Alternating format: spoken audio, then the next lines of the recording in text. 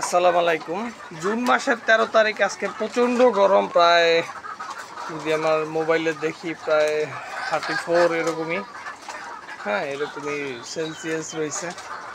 আর এই সময় মুরগিকে অবশ্যই ভিজানো খাবার দিতে হবে। মুরগির যা খাবার হয়, এই যে আমি দেখাই, যদি এই যে স্টার্টারটা দিচ্ছি, সব মুরগি এগুলো সব ভিজানো। এই যে পাশে এই বালতিতে ক্যালসিয়াম আছে, পানির সাথে 1 লিটারে হচ্ছে 2.5 ml করে মিশানো, 2.5।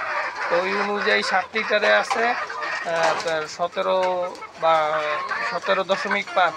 এই অনুপাতে আছে হচ্ছে আপনার ক্যালসিয়াম। তো এটা দিয়ে আমি আস্তে আস্তে আস্তে আস্তে স্টার্টার খাবার, অথবা যদি বড় মুরগি হয়, ডিমের মুরগি হয়, লেয়ারের খাবার আমি আস্তে আস্তে আস্তে আস্তে ভিজাই। পুরাটা ভিজাবো না, আমি আংশিক ভিজাবো। যে এখানে যেভাবে ভিজেছি বা এখানে যেভাবে ভিজাইছি, যে আংশিক ভিজাইছি, পুরোটা কিন্তু ভিজাই নি।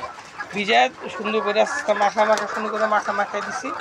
মুরগি কোনো খাবার নষ্ট করতেছে না, সুন্দরভাবে খাইতেছে। আমার খাবারও আগে এই যে পুরা এই বালতিটা আমি ভরে দিতাম, পুরা সব মুরগির হয়ে যায়, তো খালি থাকতো না। এখন জানি এই বালতি দিয়ে এতটুকু খাবার বাকি আছে। তো এরকম 200 গ্রাম বা 150 গ্রাম খাবার যদি একটা খামার দৈনিক বাঁচে এক বেলায়, তাহলে তো 3 বেলায় প্রায় 350, 450, প্রায়